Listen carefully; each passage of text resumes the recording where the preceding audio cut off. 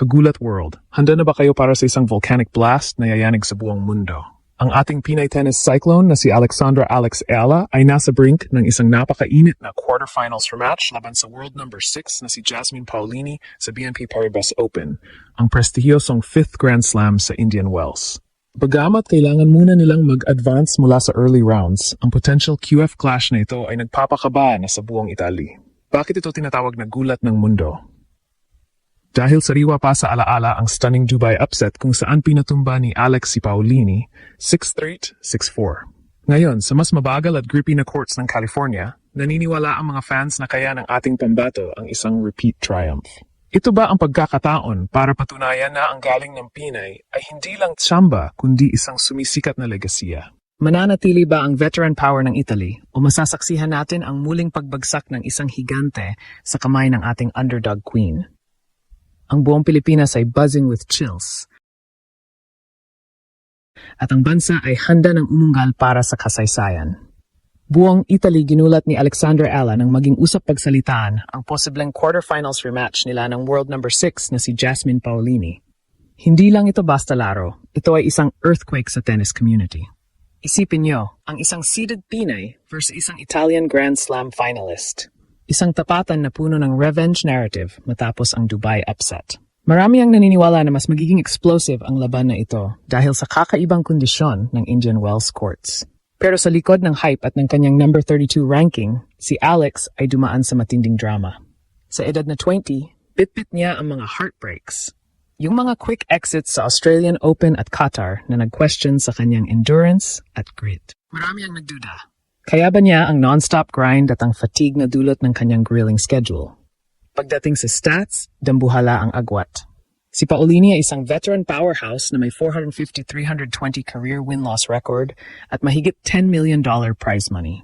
Si Alex naman ay nasa 204-23 career record. Sa trophy room, dambuhala si Jasmine na may 3 WTA singles titles kabilang ang Dubai 2024 at pagiging French Open 2024 finalist. Si Alex, bagamat may breakthrough 1 WTA 125 title sa Guadalajara at Junior US Open crown, ang kanyang tunay na alas ay ang kanyang mental edge dahil siya ang leading sa kanilang head-to-head 1-0. Magkaiba ang kanilang sandata. Si Paolini ay kilala sa kanyang right-handed topspin baseline game, consistent rallies, mental fortress measures, at pagiging adaptable mula clay patungong hardcourt. Ngunit si Alex ay may pang-ontra, ang lefty aggression. Ang kanyang powerful forehand ang nagdidikta ng rallies, habang ang kanyang agile footwork ay kayang gawing offense ang bawat defense. Sa Dubai, napatunayan ito ni Alex nang basagin niya ang serve ni Paolini ng 3 beses para sa isang 6-3, 6-4 win. Habang si Alex ay nagtatayo ng milestones, ang national expectations ng Pilipinas ay parang storm na nagbibigay ng goosebumps. Sa kabilang banda, si Jasmine ay humaharap sa pressure ng pagiging top 10 staple habang lumalaban sa post-final slumps. Ang mga tweet reactions mula sa huling laban nila ay overflowing sa awe. Ang stadium sa Dubai ay naging Pinoy fiesta at ang excitement para sa rematch na ito ay parang tapatan ng isang young gun laban sa isang established star. Ang ripple effect ng tapatang ito ay worldwide. Sa Indian Wells, si Alex ay inaasahang mag-pack ng mga arena. Ang fans ay gushing over her rockstar pull na tumatalo pa sa kasikatan ni Paolini. Ang kanyang rise ay nagpapasigla sa Southeast Asia laban sa tennis depth ng Europe. At ang bawat laban niya ay nagdadala ng football frenzy atmospheres na nagpapainit sa torneo. Ang labanang Alexandra Ayala vs. Jasmine Paolini ay hindi lang laro. Ito ay isang legacy-defining win sa pagbuo. Ang Pinay sensation ay ready nang gugulatin muli ang Italian Titan sa isang showdown na puno ng insane hype at hiyaw para sa quarterfinals glory. Kung sisisirin natin ang drama, hindi naging madali ang journey ni Alex mula sa pagiging junior champion hanggang sa mga pro heartbreaks tulad ng Wimbledon dips. Ang tapatan nila ni Paolini ay conflict amplified, career versus. Bansa ang nakataya habang chasing WTA 1,000 deep runs. Ang tour fatigue na nagdulot ng heartbreak sa simula ng 2026 ay sinasagot ni Alex ng resilience, katulad ng ipinakita niya sa Dubai kung saan na-outplay niya ang topspin ni Jasmine gamit ang variety. Sa usapang earnings, malayo ang gap. $10 million+ ni Paolini laban sa $1.65 million ni Alex. Pero sa court, ang lefty tools ni Alex ay sadyang delikado. Ang kanyang spin ay sumisira sa patterns ni Jasmine at ang kanyang maturity sa pag-adapt post-losses ay kahanga-hanga. Ang mga emosyon mula sa social media ay puno ng admira sa composure ni Alex, habang may concern din sa emotional toll ng kasikatan sa isang batang atleta. Sa bigger picture, ang Ella Paulini rematch ay yayanig sa sport. Si Alex ay kinikilala bilang isang rising threat na nag-i-inspire sa mga underdogs.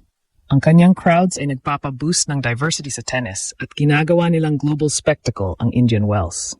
Ang bawat palo niya ay nagbibigay ng goosebumps, lalo na't pitpit niya ang suporta ng bawat Pilipino sa buong mundo. Dito sa puso ng laban, si Alex ang spark na muling nagpapaningas sa ating Grand Slam aspirations. Mula sa Dubai, upset patungo sa potential QF, ang kanyang journey ay nagpapabelieve sa atin. Ang fan wave ay isang call to arms, pride sa kanyang unbothered grind at pag-asa na mauulit ang magic. Narito ang ating fearless forecast. Alex wins. Bakit? Dahil ang grippy courts ng Indian Wells ay magni-neutralize sa topspin ni Paulini, habang ang lefty variety ni Alex ay pipilit ng unforced errors. Ang momentum mula sa pagiging seeded at ang energy ng diaspora ay magdala sa laban sa isang 3-set epic. Ang kanyang maturity sa key points ang tatapos sa gulat, turning Italy's shock into Pinoy legacy. Will she advance at magbigay ng ultimate triumph? Bayan, handa na ba kayong umungal? Isulat ang inyong prediction. Rematch win ba talaga o sadyang destiny na ito para kay Alex? Sa huli, ang tapatang Alexandra Ayala versus Jasmine Paulini ay higit pa sa isang laban sa tennis court. Ito ay patunay ng galing at determinasyon ng Pilipino laban sa pinakamahusay sa mundo. Mula sa heartbreak ng mga unang talo noong 2026, si Alex ay muling bumangon bit-bit ang kanyang lefty aggression at unbothered poise. Ang bawat puntos na kanyang makuha sa Indian Wells ay simbolo ng ating pambansang dangal na nagnanais ng WTA 1000 glory. Habang si Paulini ay sandatahan ng karanasan, si Alex naman ay may bit-bit na momentum at youthful fire na kayang tumalo sa kahit sinong titan. Naniniwala ang buong nasyon na ang mas mabagal na courts ay magsisilbing entablado para sa isang repeat gulat. Kaya naman, bayan, ihanda na ang inyong mga hiyaw. Ang tagumpay ni Alex ay tagumpay ng bawat Pilipino. Handa na ba kayo para sa ultimate quarterfinals triumph? Sa huli, ang tapatang Alexandra Ayala versus Jasmine Paulini ay higit pa sa isang laro. Ito ay laban para sa dangal ng Pilipinas sa 5th Grand Slam. Mula sa heartbreaks ng nakaraan, si Alex ay muling bumangon bit-bit ang kanyang lefty variety at matinding determinasyon. Naniniwala ang buong nasyon na ang mas mabagal na courts ng Indian Wells ang magiging susi para sa isa pang repeat gulat laban sa World No. 6. Ito na ang pagkakataon ni Alex na patunayang ang galing ng Pinay ay pang world class. Kaya naman, bayan, ihanda ang mga hiyaw para sa ating tennis cyclone.